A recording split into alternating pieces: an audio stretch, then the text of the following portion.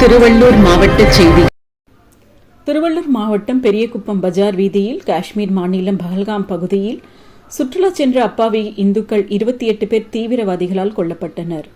பலியான இந்து சகோதரர்களுக்காக இந்து ஒற்றுமை மையம் சார்பில் மோட்ச தீபம் ஏற்றி புஷ்பாஞ்சலி செலுத்தப்பட்டது.